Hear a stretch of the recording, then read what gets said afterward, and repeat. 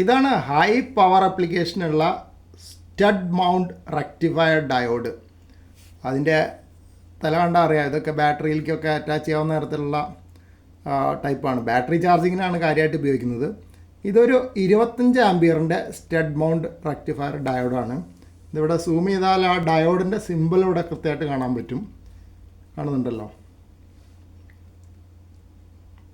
Spot light അടിച്ചാലേ ക്ലിയറായിട്ട് കിട്ടുള്ളൂ. അപ്പോൾ ഇതാണ് ഇവിടെ ഡയോഡിൻ്റെ സിമ്പിൾ കാണാം ശരിക്ക്. അപ്പോൾ ഏതാണ് പോസിറ്റീവ് ഏതാണ് നെഗറ്റീവ് എന്നുള്ളതാണ്.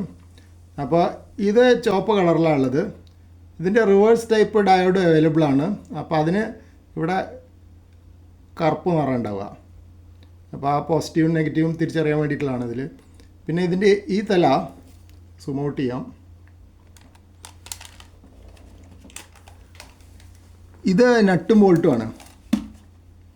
അതായത് ഇതിങ്ങനെ അഴിക്കാം. ഇതാ നട്ടും ബോൾട്ട് എന്തിനാ വെച്ചാൽ അത് ഹീറ്റ് സിങ്കിലേക്ക് ടൈറ്റായിട്ട് ഫിറ്റ് ചെയ്യാൻ പറ്റും. അപ്പോൾ നല്ല കട്ടിയുള്ള ഹീറ്റ് സിങ്ക് ഉണ്ടെങ്കിൽ ഇതിൽ വരുന്ന ഹീറ്റ് ഡിസിപ്പേഷൻ പെട്ടെന്ന് നടക്കും. അതുപോലെ ഇതിൻ്റെ ഈ കണക്ടറും വളരെ നല്ല തിക്കാണ്. അതായത് 25 ആംപിയറാണ് ഇതിൻ്റെ ആവറേജ് റേറ്റഡ് കറണ്ട്. അപ്പോൾ പിന്നെ അതിൽ അത്രയധികം കറണ്ട് ഒഴുകാനുള്ള കപ്പാസിറ്റി വേണമല്ലോ. ചെറിയ വയറെന്ന് വെച്ച് കഴിഞ്ഞാൽ അത് കരിഞ്ഞു പോകുമല്ലോ.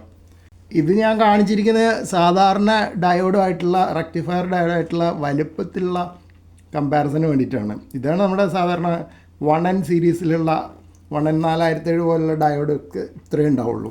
അപ്പോൾ ഇതിൻ്റെ വലുപ്പം എന്തോരം വ്യത്യാസം ഉണ്ടെന്ന് മനസ്സിലായില്ലേ. അപ്പോൾ പവർ ഹാൻഡ്ലിങ് കപ്പാസിറ്റിയൊക്കെ അത്ര വ്യത്യാസം ഉണ്ടാവും. ഇതിൽ സാധാരണ 1 ആംപിയറൊക്കെ അല്ലേ നമ്മൾ കറണ്ട് എടുക്കുകയുള്ളൂ.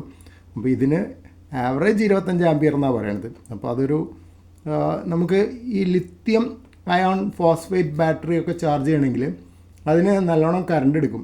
അപ്പോൾ അങ്ങനത്തെ റെക്ടിഫയർ ഉണ്ടാക്കണമെങ്കിൽ ഇതാണ് ബെസ്റ്റ്. എന്നോട് View2 XPZ പറഞ്ഞു തന്നതാണ്.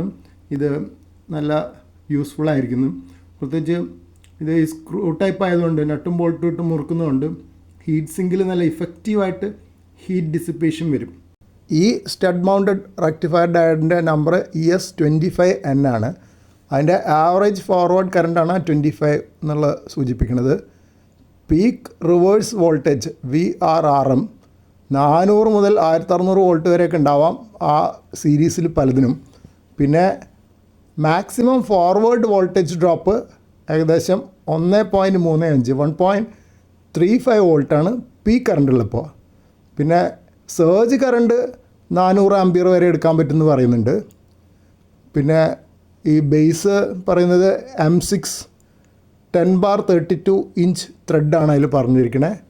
പാക്കേജിൻ്റെ പേര് DO4 അല്ലെങ്കിൽ DO5 മെറ്റൽ കേസൊക്കെ വരിക. Polarity anode to stud N type polarity. അങ്ങനെ ഇതിന് കുറേ സ്പെസിഫിക്കേഷനൊക്കെ പറഞ്ഞിട്ടുണ്ട്.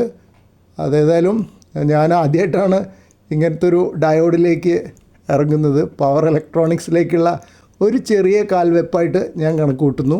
പക്ഷെ അതൊന്നും ഉപയോഗിച്ച് തുടങ്ങിയിട്ടില്ല. കുറേ അധികം ഇതിനെപ്പറ്റി പഠിക്കാനുണ്ട്. തുടങ്ങുന്നേ ഉള്ളൂ.